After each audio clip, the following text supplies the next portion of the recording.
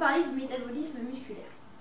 Donc, la respiration cellulaire est une réaction d'oxydoréduction qui fournit l'énergie nécessaire à une cellule pour fonctionner en produisant de l'ATP, source d'énergie directement utilisable par la cellule.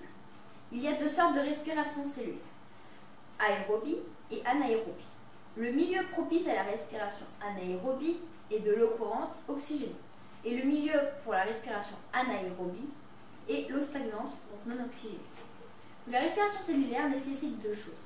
Dans un premier temps, du glucose, donc qui provient de la digestion ou des réserves et est apporté par la circulation sanguine.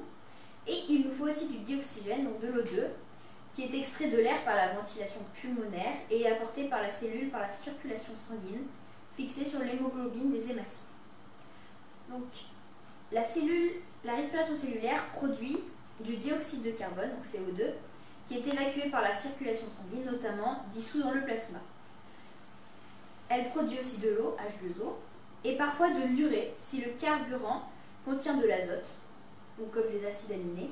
En effet, il existe d'autres sources d'énergie cellulaire, acides aminés, acides gras, corps, cétone. Donc, la réaction globale pour le glucose est l'ATP ainsi produite pourra être dégagée sous forme d'ATP. Cette dégradation libère l'énergie nécessaire au fonctionnement de la cellule.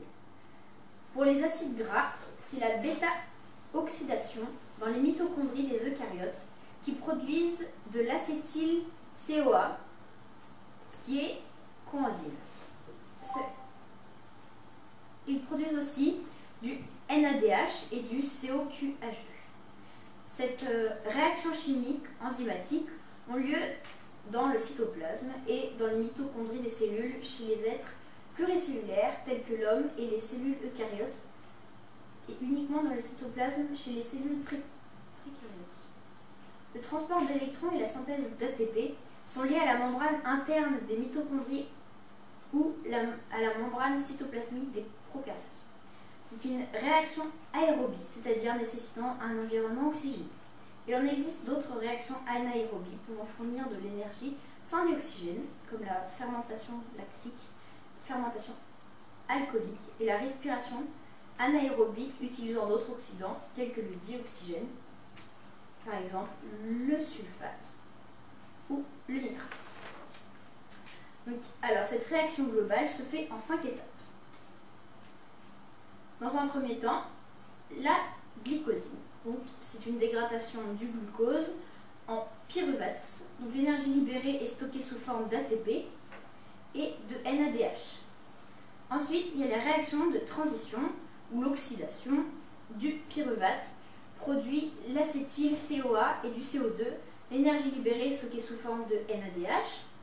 Ensuite, on a le cycle de Krebs. Le cycle de Krebs. Donc, l'acétyl-CoA est dégradé en CO2 au cours de nombreuses réactions successives. L'énergie libérée est stockée sous forme d'ATP, de NADH et de FADH2. Donc, flavine, adénine, dilutéosine réduite. Dans un quatrième temps, il y a une chaîne de transport d'électrons, ou chaîne respiratoire. Les molécules de NADH et de FADH2 cèdent les électrons, l'oxydation, à une série de complexes membranaires.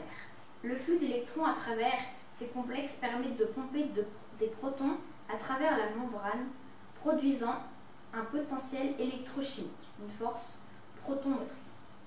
Les électrons aboutissent sur le dioxygène, donc O2, qui est ensuite réduit à associer des protons pour produire de l'eau. Et pour finir, il y a la synthèse d'ATP, par l'ATP synthétase, qui est générée par le flux de protons retraversant la membrane sous l'effet de la force protomotrice. La majeure partie de l'énergie produite par la respiration cellulaire résulte du cycle de Krebs.